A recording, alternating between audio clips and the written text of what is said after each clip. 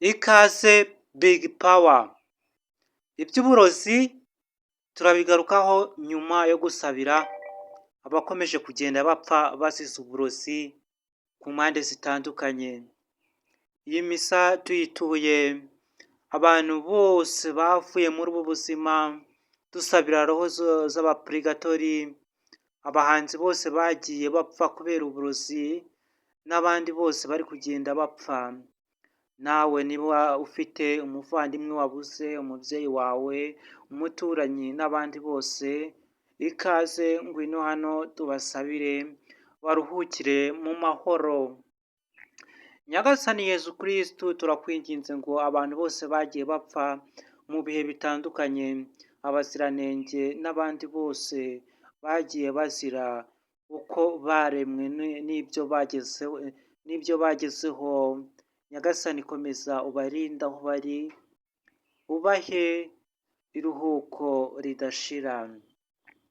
Nyagasani reba aba bantu bari kwambura ubuzima abantu bigize nk'Imana ku isi, cyane cyane abarozi bari kuroga ibiremwa muntu nkatwe bagenzi babo, bakatwambura ubuzima bibwira ko bazabaho nk'umusozi hano kuri iyi si, bagatuma tutumva icyanga cy'ubuzima, bakatwambura abahanzi batunezezaga, bakatwambura ababyeyi baturirimbiraga, baduhozaga, baduhaga buri kimwe cyose, abavandimwe n'abandi bose batandukanye. Nyagasani turabigutuye Nyagasani, ariko tugaruke ku bantu b'ibigoryi nk'abarozi. Umuntu ufata umuntu agafata mugenzi we akamuroga akamwambura ubuzima, agatuma atumva icyanga cy'ubuzima n'uburyohe bw'ubuzima kuri iyi si, yibwira ko azabaho nk'umusozi. Ibigoryi nk'ibyo aho biri hose, Nyagasani Mana ubikangure byumve, bireke kwangiriza no kwambura ubuzima abantu, ubishishikarize kugarukira Imana, kugarukira abantu, byumve ubuzima bw'abantu. Ikibazo ntabwo bizi neza y'abantu, byibwira ko biri kutujyana mu ijuru cyangwa se bitwatse ibyiza, ariko biba biduhaye uburyohe buhoraho, aho tutazigera dutekereza ikibi, imirire n'ibibazo byose bitandukanye.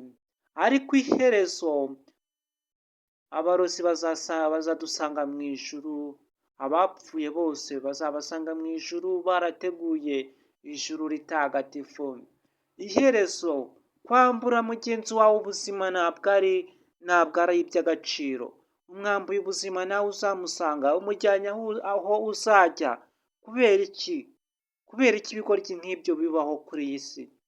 Imana ntabwo yaremye abantu bose ngo ibaringanyize, niyo mpamvu hagomba kubaho ibigoryi bitumva bibangamira abandi, bitazi ko nabyo inzira ari imwe.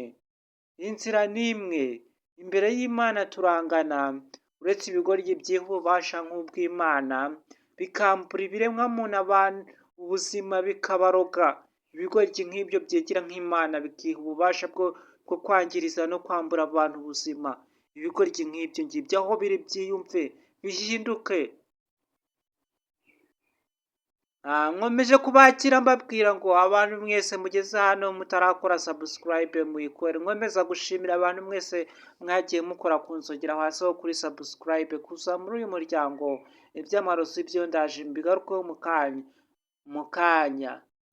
Hari abantu benshi bagiye babizira bavuga uko abantu bapfuye, ibyamamare byagiye bipfa mu ikipe nkuru y'igihugu, uko bagiye bapfa bakurikiranye, abahanzi bagiye bapfa bazize amarozi.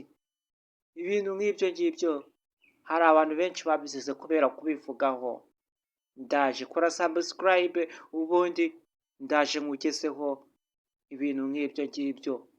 Aho aba bagira nabi bose bari, biyumve bumve ko iyi si ntabwo ari iyabo. Twese iyi si ntabwo ari iyacu, turi abagenzi.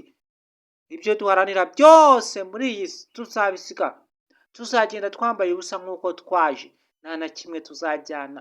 Kwambura abantu bari kwambura ubuzima abandi, bakabaroga bakabica. Ese mwebwe iyi si muzayibaho nk'umusozi?